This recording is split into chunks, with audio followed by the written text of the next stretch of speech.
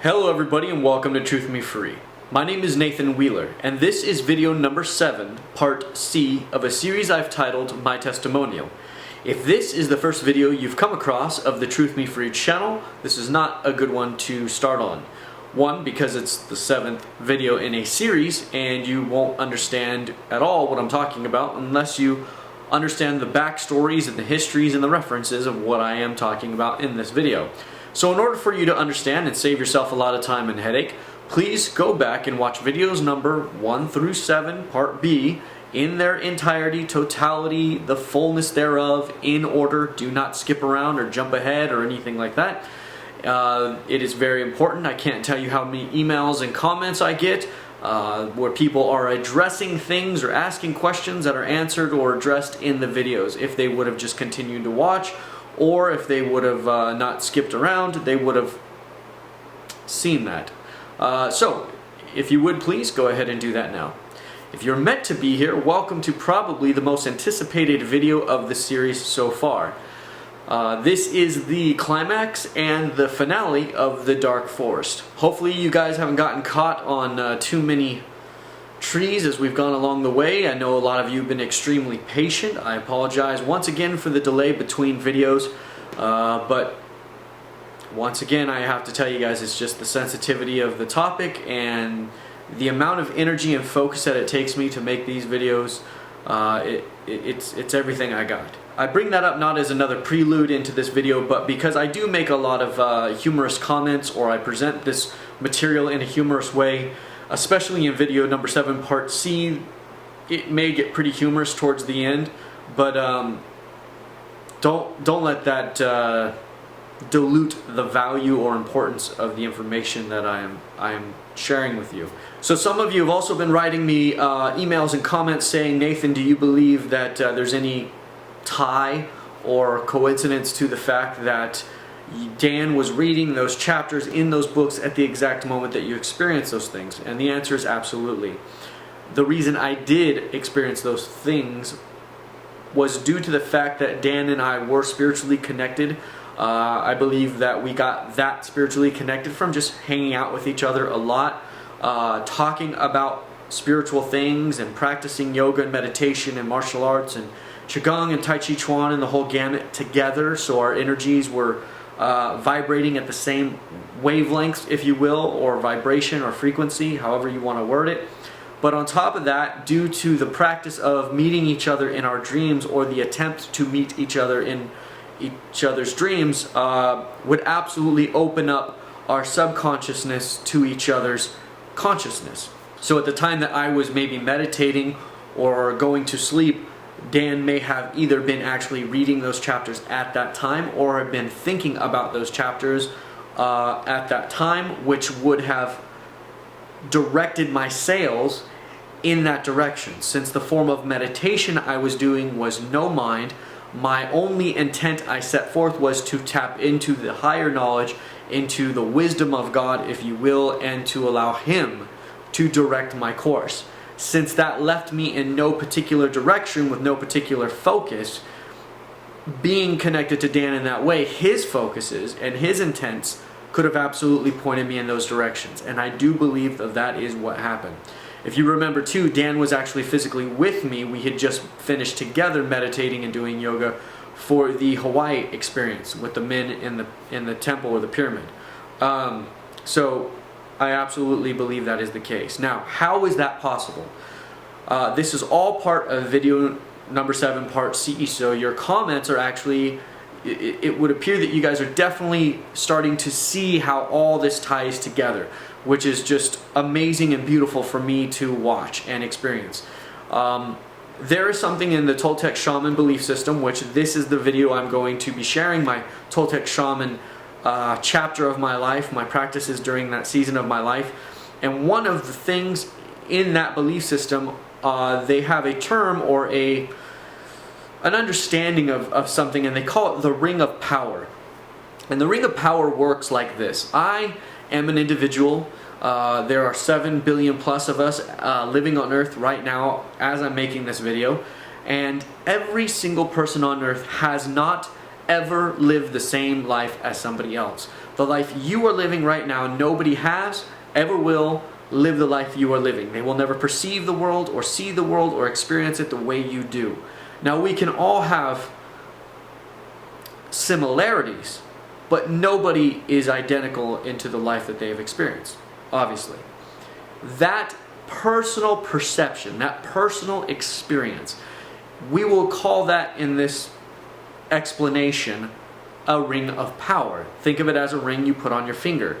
And the best way I like to describe this, since to me, my mind thinks in movies sometimes, but to me, one of the great ways that I can explain this that might help you to understand what I'm talking about is the movie or the comic Green Lantern. Once he puts the ring on, it taps him into this power, right, or this energy, and he is able to utilize it or learn from it or experience it, okay? That is exactly what a ring of power is like in the Toltec shaman belief system. Now, your first ring of power would be your own personal experiences, your own personal power, and your path. The second ring of power would be the people who are closest to you or perceive the world closest to you. So that might be, theoretically, a brother or sister, a parent, or a best friend. For instance, like Dan might have been, that second ring of power with me. He may have shared that second ring of power with me.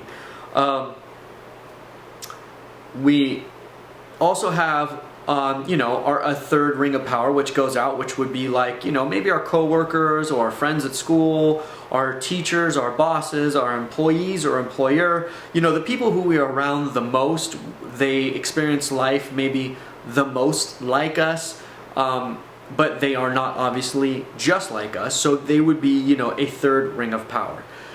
It goes out from there all the way to maybe if you're in a fraternity or sorority, or if you're part of a union, if you're part of a society or a organization, maybe you're part of a bingo club or a bowling club or a sports team, soccer team or something like that. When you're with these teams or individuals or doing this activity, you'll notice that everybody there is kind of on the same vibe. This also obviously does tie in also with religions and spiritual practices and concepts and ideals. So the ring of powers continue out until you get to the point where there's the planetary consciousness, the planetary agreements. Things like we all agree that there is a ground beneath our feet. There is a sun or a star in the sky that gives us light that allows us to see. The world is round and it rotates around the sun. There's just certain things that no matter what culture or society or what part of the world you're from, chances are you agree on these things. Your need for water and food, air to breathe, that is actually part of the, let's say, the human race or the animal race of ring of power. Then you just have the living ring of power. So all living beings, plants is included is what I mean, single cell organisms. You need water and nutrients of some sort, right? Energy and sunlight or warmth, right? So that even ties you in with all living beings. That's another ring of power. Now, the final ring of power, let's say, would be the ring of power that scientists are kind of constantly working towards to discover or to reveal. And that would be your energy level, your carbon level, your connection with everything that is the universe, everything that is made up of the entire universe that makes you up. Whether you consciously are aware of the fact that you have atoms spinning around and doing a job that make up your body and they are in agreement with the universe, that agreement is also one of your rings of power. And I probably maybe lost some of you on that, but maybe not. But as I begin to explain to you how Dan and I were connected and how these things are indeed absolutely real and possible, it is because of these rings of power, these agreements or these subconscious understandings that we share. It's the best way I can describe it. Now, why do I share all that with you in this video? So in the Toltec shaman belief system, the head honcho, the pastor, or even the pope, if you will, would be somebody who we call a nagual. There are two forms of shaman. There is a tanal and a nagual. Now, I made that gesture right for you, but actually it's reverse. The tanal would be represented by the right side, The Nagual would be represented by the left side. The reason being is that the right side is the part where, things that are tangible, things that are in this world. So most shamans, as social anthropologists would study shamanism, they're actually studying shamans of the Tanal side, where majority of their spiritual practices are actually dealt with things of this reality. So herbs, spices, medicines, smoking, drug-induced hallucinations, or rituals and practices, things like this are part of the Tanal. It's this world to affect this world or have an impact on this reality, using resources from this reality. Does that make sense? So that's Tanal. That is the majority of shamans. The other form, you have Naguals, which are far more rare forms of spiritual leader or shamans. They are somebody who is able to tap in or be in two planes of existence at the same time. How is this possible, one might ask? You remember the cup with the wounds and the losing of the energy, and how that cup is represented in the shamanistic belief system as an egg of energy. Your egg of energy field, your magnetic personal energy field. Naguals have two eggs. They coincide with each other, if you will, and they are separate from each other at the same time. That allows a Nagual to be fully in the spiritual world as well as fully in this reality. That is one of the definitions of Nagual, a dual egg or multiple egged individual. Okay, that means they are a Nagual. Some people are born that way, others are not, and it takes another Nagual or shaman to turn them into a two-egg person. Okay, so that is also one of the duties or jobs of a Nagual.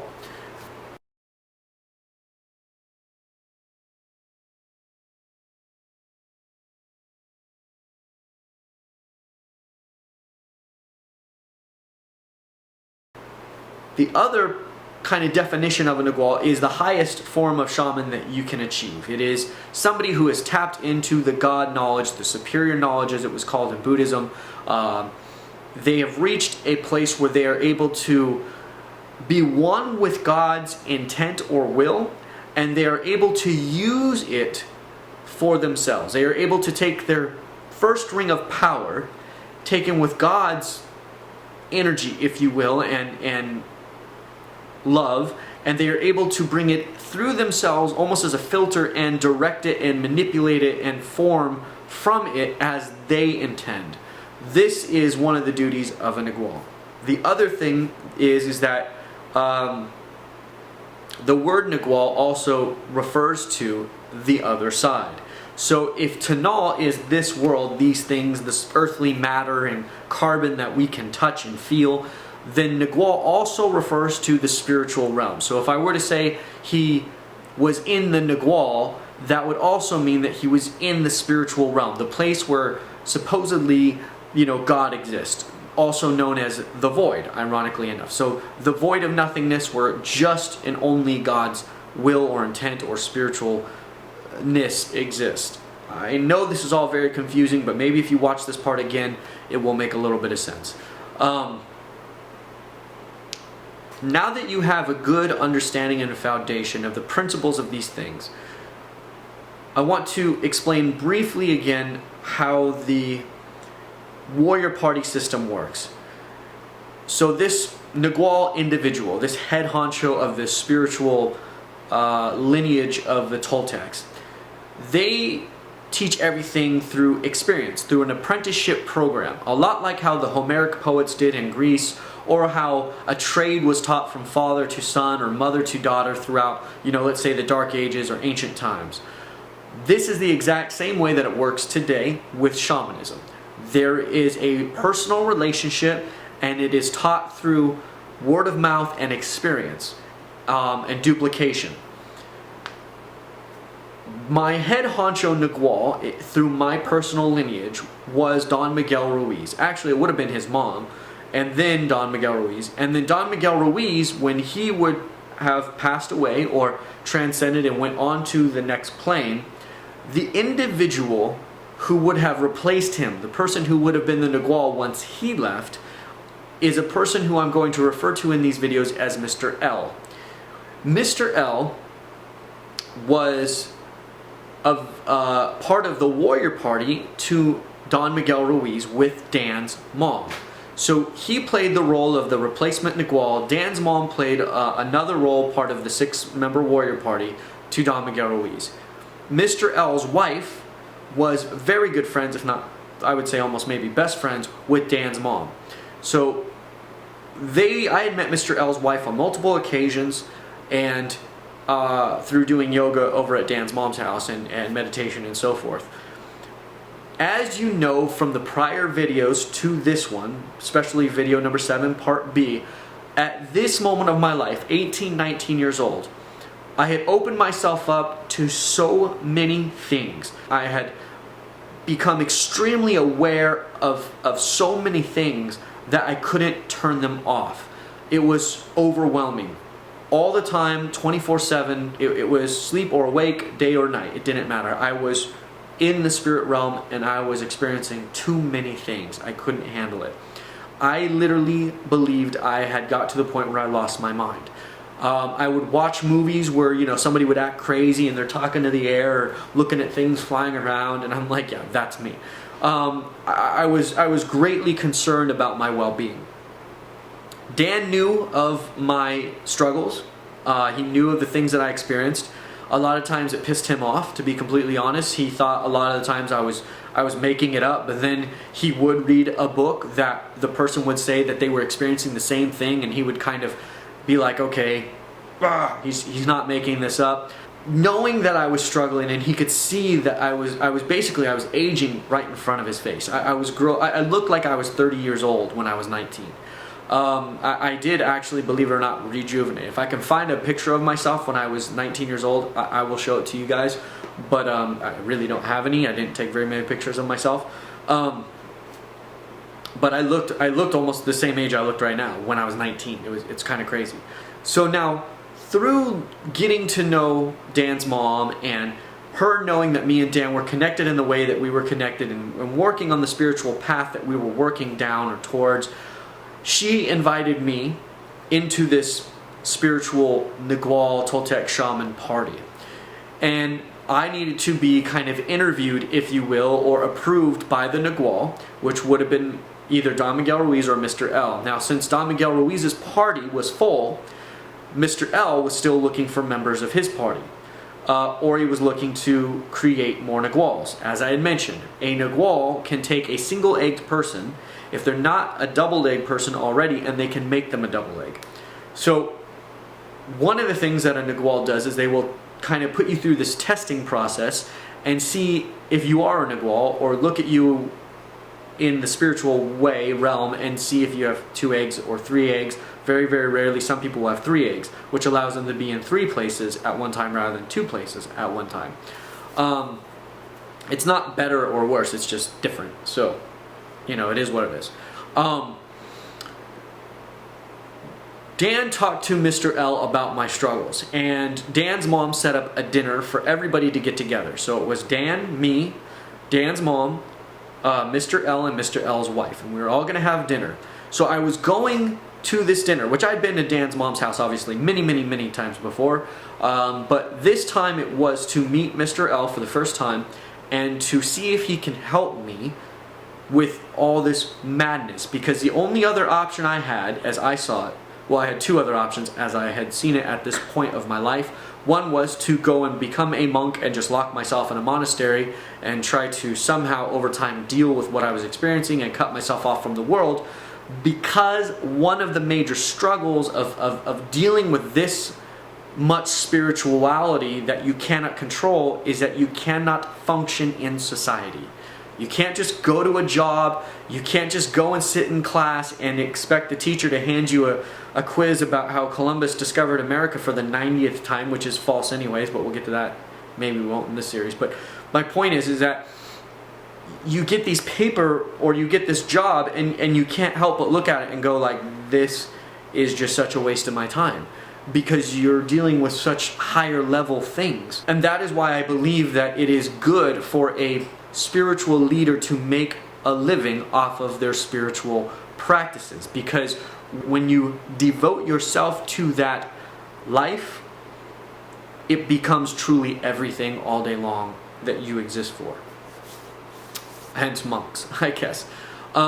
Point is I got to meet Mr. L for the first time, and the hope was he was going to be able to help me.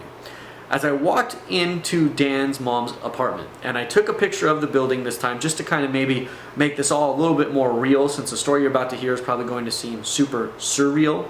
There was a grocery store right next to the apartment complex, and I just kind of going down memory lane. I was in San Diego a few weeks ago and I took these pictures. So we would walk through this door right here into this fence, and I won't obviously point out which apartment was hers, but she doesn't live there anymore anyways. But in this apartment complex right here was where this happened. And the moment that we walk in, there was something significantly different about the energy and air of her place. As soon as I stepped foot literally through the door, I got hit with this wave of love. And I was just like, whoo, that is a lot of positive energy. Like unbelievable amount. Like the air was actually thick. It was, I cannot describe it, except it literally, you could feel, if you were to put your hand through the air like that, it was almost like you were putting your hand through a, I don't know, like a smoke, like a, I can't describe it, I really can't describe it. I almost want to say some kind of like substance that is airy, but not air, because it's thicker. But anyways, you could literally physically feel it, is my point. So I walk in and I'm like, whoa, Dan, your mom's place is just pulsing with love right now, man. Like, this is a whole other level. And he goes, yeah, it feels pretty good. And I'm like, no, this is like intense. Now, I look in the kitchen, which is here. I made a little design for you guys, some of my illustrations, my masterful illustrations here. That's a joke, by the way. So here's the kitchen. Here's Mr. L's wife. Here is Dan's mom. And me and him are standing right here in the doorway. And I noticed, I'm just kind of being overwhelmed by the sensation that I'm having. And all of a sudden, the toilet flushes in the bathroom here.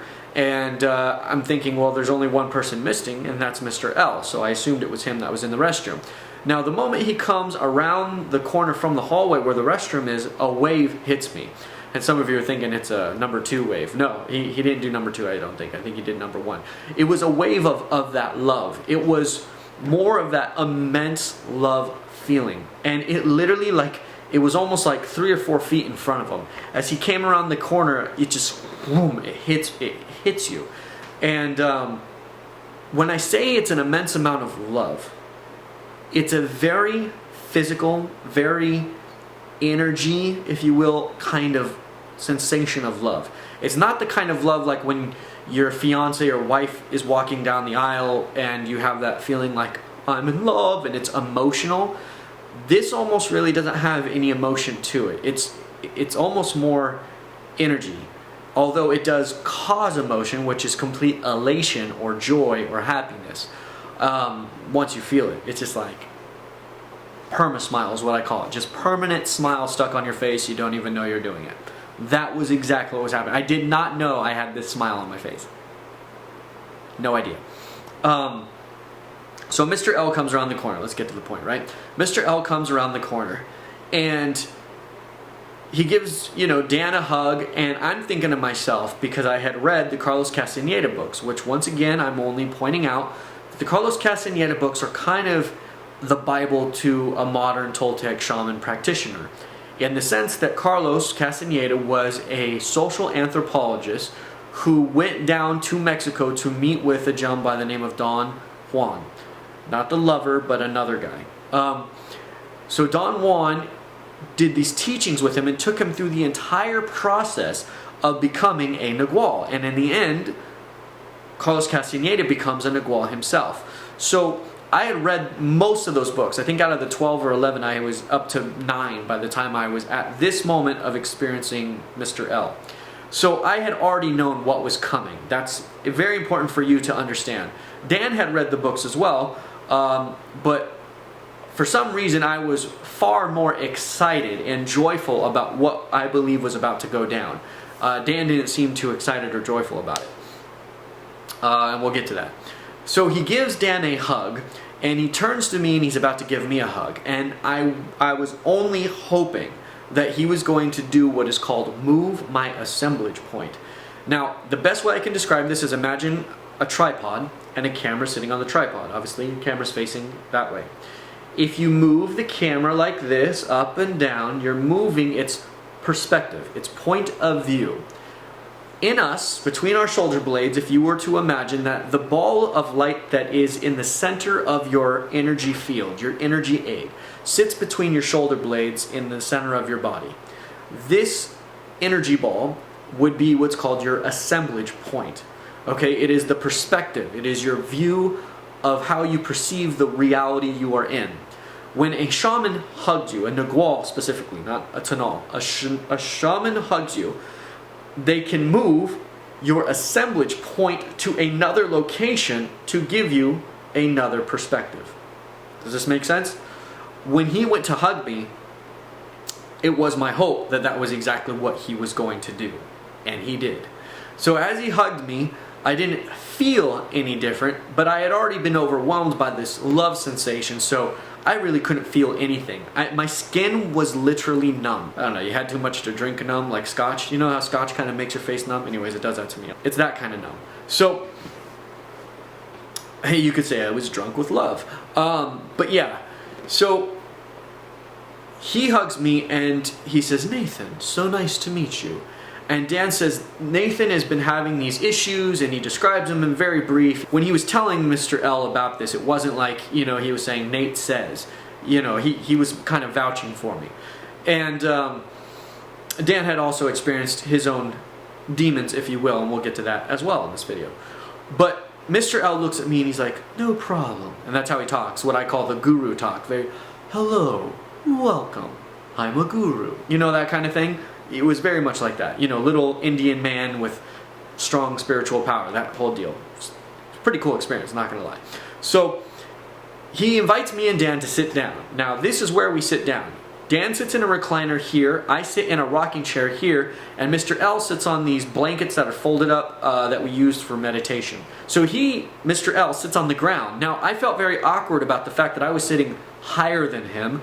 I felt it was almost kind of rude of me, but he insisted on sitting on the ground while allowing us to be in the chairs. And I felt that was very humble action for him to do. Now he looks at Dan and he begins to talk to Dan, and Dan kind of is like, yeah, we're here for Nathan. Why don't you talk to Nathan? Like, we're more here for him. He needs help. I thought Dan was just being really helpful because I thought maybe he knew that Mr. L would spend most of his time on Dan. Mr. L then turns to me. Mr. L looks at me and he says, "Nathan, tell me about what's going on." So I give him this brief background, which you guys have already heard, so I'm not going to repeat it. And I give him it takes me like 5-10 minutes to tell him what I'm experiencing. And he says, "Okay, no problem." He says, "Nathan, tell me, what are you?" And I'm like, "I'm a human being." And he goes, "But what are you really? What are you made of?" And I'm like, "Energy." And he says, "What is energy?" And I'm like, "Love." And he's like, "Yes, so you're made of?" And I'm like, "I'm made of love." And he goes, "Exactly." And he says, "And what do these things want from you? What are they feeding off of you?" And I said, "They're feeding off my fear. They want my fear from me." And he says, "Exactly." He says, "But are you fear?"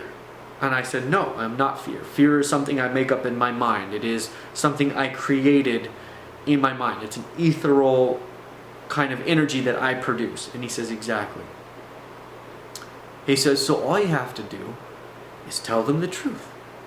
Tell them that the only thing that you have to give them is love. And then love them. Give them love. And it will starve them. It will suffocate them. They will not be able to eat it because they live off of fear. And the moment you tell them the truth, that you are love and that you love them, they will go away."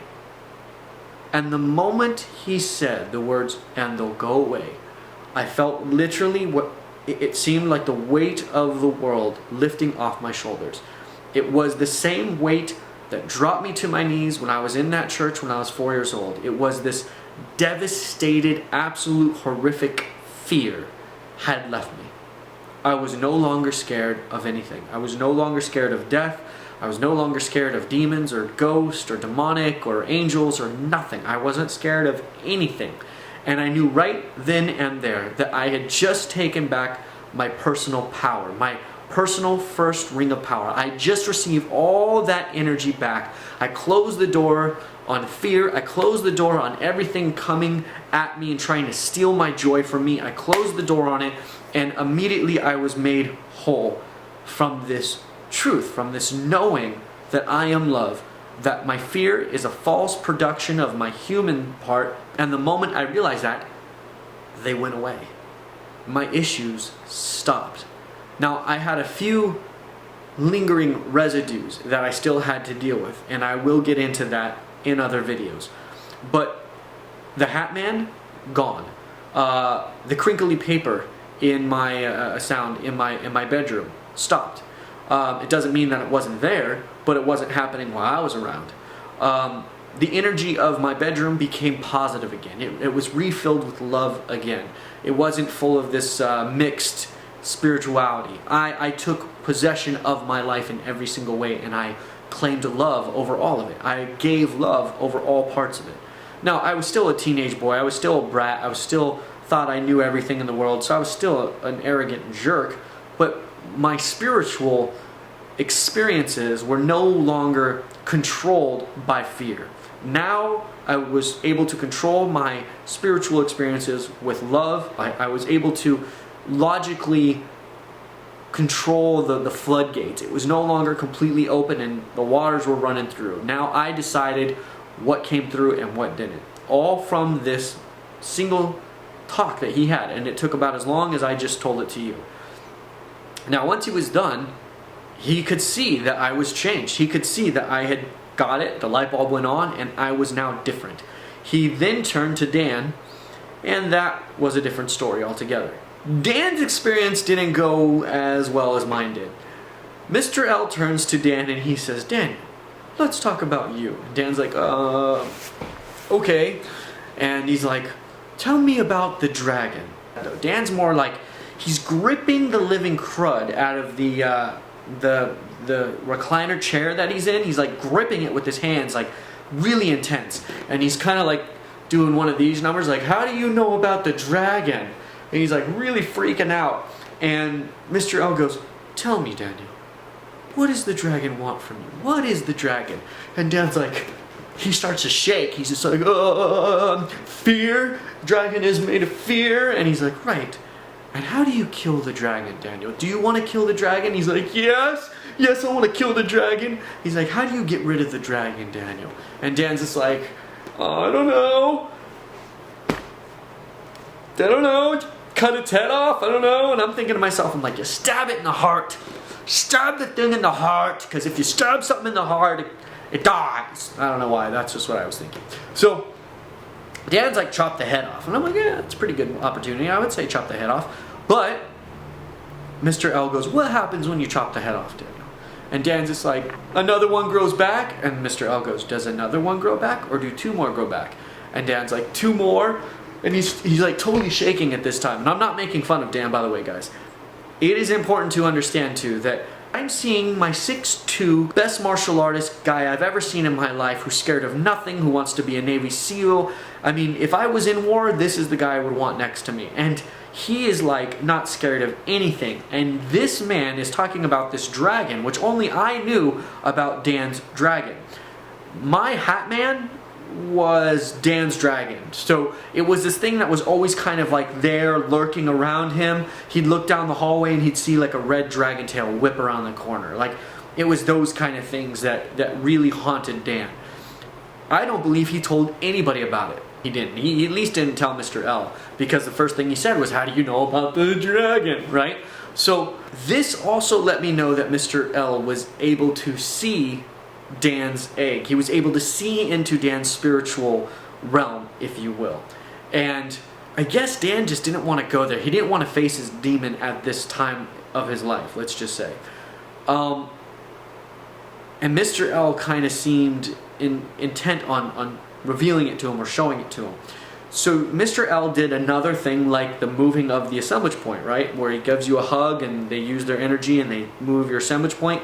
Mr. L did another thing that Naguals do, which is he said, look at my left eye.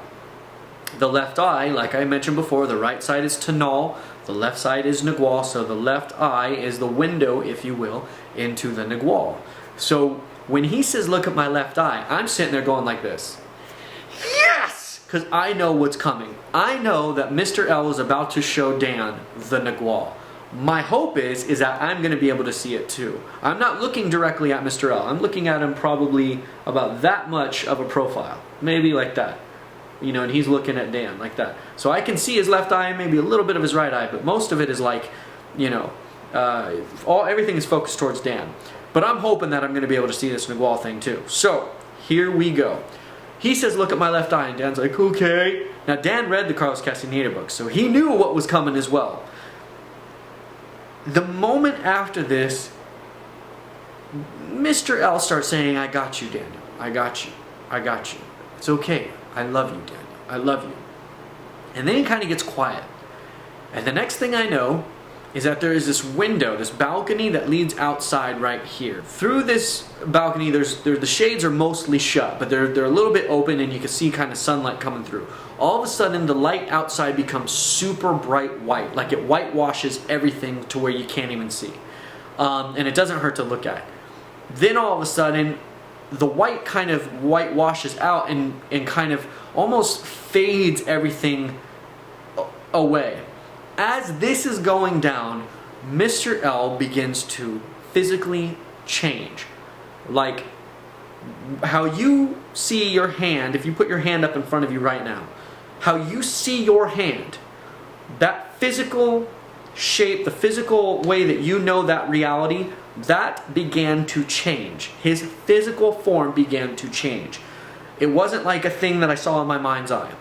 The first thing he changed into was he became this, like, Indian, if you will, with kind of like some form of headgear on, some form of headdress on that had feathers in it. I'm not going to say it was a headdress like you see in the old kind of Western movies where the guy has just that chain of feathers going down his back. It wasn't like that because I saw most of it was high set. But he had this kind of feather headdress on. After that, he turned into an eagle.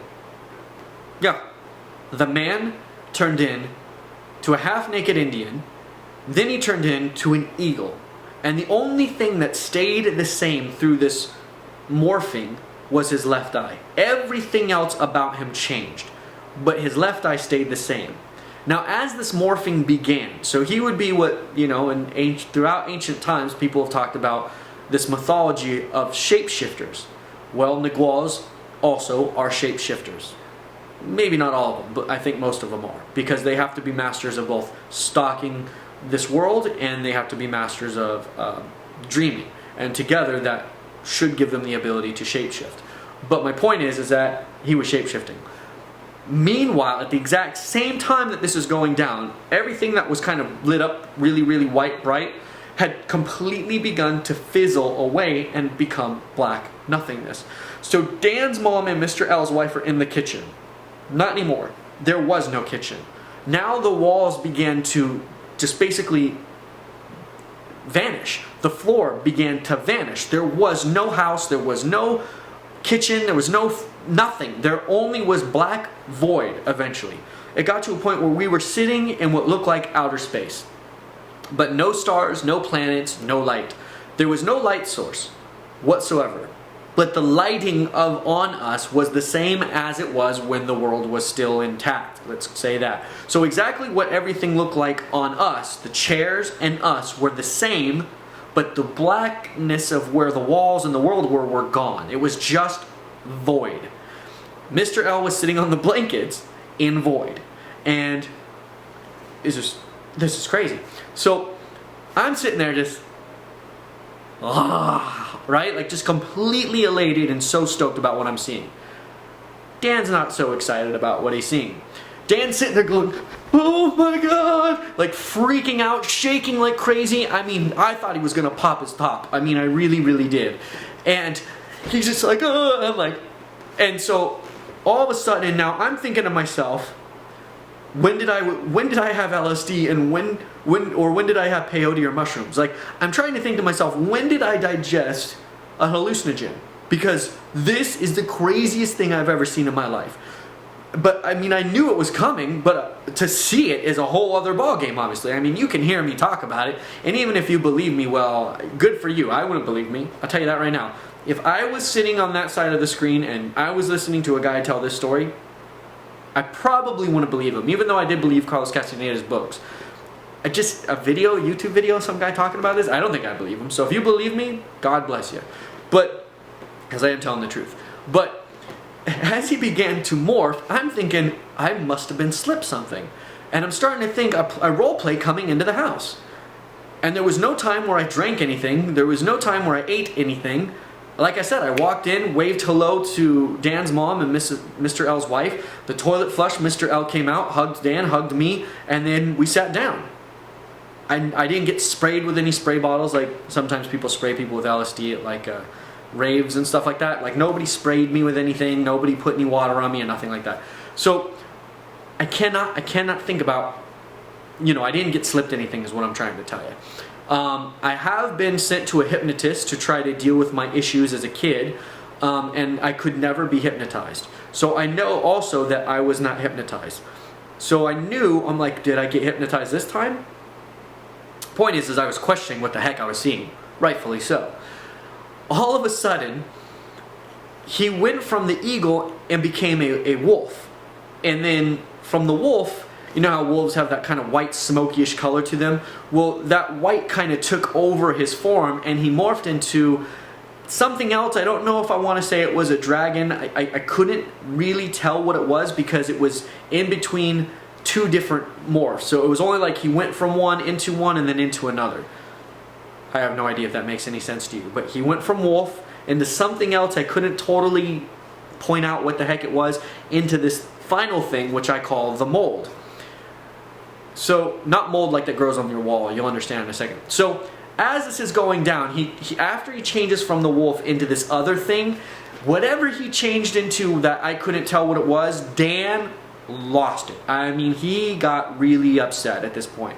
And then all of a sudden when Mr. L became what I would call the mold or the mannequin. So, if you've ever seen those mannequins that like fashion designers use, where they don't have faces, they don't have eyes, they don't have eyebrows, you know, they don't even really have a nose, it's just kind of like the head is very just human, a shape, like an egg-shaped head, and there's maybe like a little bump for a nose, and then this is all flat, and then there's a chin. So he looked like that, right? It was just this porcelain or metallic looking human mold shape, and it was this smoky white kind of color. And the next thing I know, the face popped off, like 4 or 5 inches popped off of like the head. So it almost looked like it became a mask, and it just popped off. When it popped off, Dan did a front ball kick at Mr. L. Just whoa, threw a front ball kick. If you don't know what it is, it's like if this is the bottom of your foot, you take the ball of your toes and you kick somebody, you know, with that part. So Dan just goes, bah! And he kicked so hard, it sounded like he broke the recliner. Like the whole recliner was like, chunk, and he just like, Kah! And I was just like, oh! And he was so far away, he didn't hit Mr. L. But if Mr. L was close enough, he probably would have lost his head. Like I said, Dan was one of the most killer martial artists I've ever seen in real life. So if you got kicked by him at full force like this thing definitely was, it would have been bad. So Dan front ball kicks right as the face was coming at, it looked like coming at him, which is why I believe he front ball kicked, as a knee-jerk martial arts reaction would do, is when something comes at them, they, you know, can react. Well, that was when I realized me and Dan were seeing the same thing. I was not hallucinating. Whatever it was we were seeing, we were both seeing it. It was going down. So all of a sudden, the voice of Mr. L goes, "What are you seeing, Daniel? Are you seeing me?" And Dan goes, "I'm seeing something, man. I don't know what you are, but I'm seeing something." And he's just like, ah. And he's like, "It's okay, Daniel. It's okay. what are you seeing? And he's like, I don't know, man, I don't know. And I'm like, ask me, I'll tell, ask me, do I get to play? And this is like, he never looked at me, it was all right. So Dan's like, I don't know, he's freaking out. So Mr. L realizes like things are getting bad. Like it looks like Dan's gonna rip the freaking arms off the chair. He does the front ball kick. God only knows if there's another one coming. So, you know, Mr. L just goes, look right here, Daniel. So with his hand that's left over from the mannequin, right? Look right here, Daniel. So remember, the left eye is the only thing that stayed the same. And he says, look right here, Daniel. He's like, I got you. It's okay, Daniel. I love you. I love you. I got you. So Dan starts to kind of like mellow out, you know, he's like shaking, but he's mellowing out a little bit. And the next thing you know is like Mr. L's body, as we know him, comes back. He's got his clothes on and the whole works. And then slowly the world starts to reform. It's like light particles turn into images and the image kind of like unravels. I really wish there was a way I could describe this to you. There is. Hold on a second. Got it. In the movie Harry Potter, I believe in the very last one, I use movies, guys, because it's a visual that I know that you've seen. Whatever Harry Potter movie it is where they take the wands, the teachers take the wands and they make the force field, how the streams of light kind of connect and then like make the dome, that is what it was like. So everything was void and black. Then there were like these streams of light that would spread out and then join together, and as they did, like a projector on a screen, you would see the image. So even though the world is 3D, it looked like it was on a 2D screen. That's the only way I can describe it. Like it was a super high def, like the world you live in is a super high def projection onto the inside of your egg. And what he was able to do is kind of turn the projector off, and he showed us what is on the other side of the projector. Now, if you remember back in video number 1, I talked about when I was a little kid, I said just beyond my arm's length, I knew that sitting on the other side was void. So what I was experiencing, what I had read in the Toltec Shaman books, was confirming. I was seeing exactly what I already knew when I was a kid. That this reality is truly not as real as we think it is. It's real, sure, we experience it, but there's another part of our reality that is even more real, and that's the spiritual side. I believe that the reality we are living in, I can't describe it because this dilutes the value of this reality, but I believe it is in some way, shape, or form a dream. And obviously, if you've watched my other videos, you know that in my NDE I talk about how on the other side I didn't remember this life, but when I woke back up into this life, it was like I was waking back up into a dream. So only confirmed again. But I'm skipping ahead of myself there, but I've already said that in another video, so not really. I'm just kind of recapping. So the world came back to us, the walls were formed, the ground was formed, and there was Dan's mom and Mr. L's wife cooking in the kitchen as though nothing had happened. So I'm sitting there thinking, what the heck did they see? I mean, was she cooking, you know, some beef, and all of a sudden the beef disappeared? She's like, Mr. L, I'm cooking right now, you just made everything disappear. Like, I'm wondering what was her perspective? Was she upset? Did she see the whole thing? She wasn't in the void with us. Mr. L's wife and Dan's mom was not in the void with us. It was only the three of us, and that was it. And so now we all sit down, we have dinner, and I did not have the guts to dare bring up what the heck I think I saw.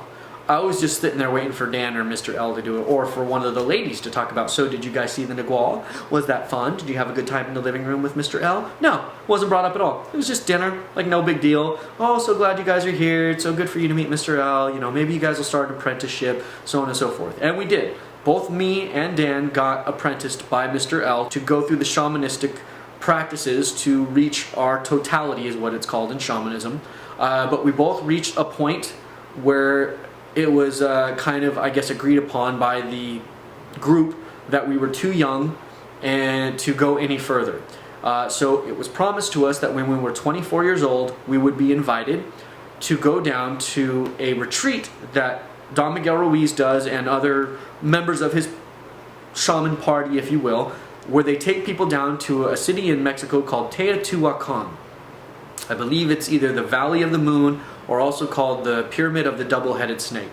Teotihuacan has this pyramid that is a network of pyramids, and at one end is the head of a snake, and you walk into the mouth, down into the ground of one of the snakes. And as you go through this chamber, these multiple chambers, you enter out the other side of the double-headed snake on the other side of the valley.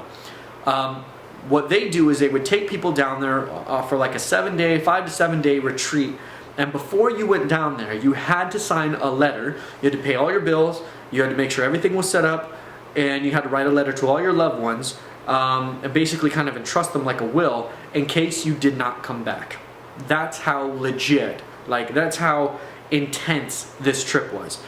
There's a good chance you may not come back from the trip. A lot of people are going to make jokes and be like, yeah, because you went down there and had the Kool-Aid. No, there was no Kool-Aid, okay? People go down there all the time. Some people would supposedly transcend and go on to the other side and realize they don't want to be back in their bodies. They just want to stay on the other side. Kind of like what Buddha did the first time when he transcended and reached enlightenment. Now, the thing I found interesting, and I want to point this out now, is that on the 7th day of the retreat, when you get to the final chamber of the double-headed snake pyramid, many people would say that they would see or experience either Buddha or Jesus, and that either Buddha or Jesus, some kind of light supreme figure, would reveal themselves to them and talk to them and give them a choice, like either to go on or stay there, or, you know, gain knowledge, or so on and so forth. Just different experiences. But mainly it was this experience that kind of was proving to them that they were moving on to the next phase. Now, I believe that since I had seen Jesus come down through my ceiling and hug me and do that whole deal. So it didn't blow my mind. But since I had seen Jesus, if I did go down to the pyramid, since I was still kind of leaning towards the Buddhist way, I wanted to hopefully see Buddha when I went down to the pyramids, because, you know, I wanted to ask him questions like, hey, did you really transcend? Hey, how did you do it? You know, what's going on? Remember, again, I was still at that point in my life where I really disliked Christianity. So, you know, anything to do with Christianity, period. Like, I really disliked it. So, I don't say that to offend anybody or pick on anybody, but it's important to know for what comes in video number 8, when the good stuff happens. So, all this was supposed to go down when I was 24. It did not. It wasn't in the cards for me. God had something else in the cards for me. That happened when I was 24. That is video number 8. So, this is video number 7. There's a lot more that I could talk about in regards to my Toltec shaman practices and apprenticeship with Mr. L and so on and so forth. And please, I want to note this. This event was not Don Miguel Ruiz. This is not him. He did not apprentice me or mentor me. I only say his name so that people understand where my lineage of Toltec shaman teachings had come from. I know he doesn't mention this stuff in his books. I've always wondered why. Probably because, you know, he would make one seem loony and you'd have to deal with the headache of it. Sorry, Don Miguel Ruiz, if this brings you headache. But I was told to tell my story, so I'm telling you. But please, everybody, understand, I'm not saying that any of these experiences were him, but it was Mr. L, okay?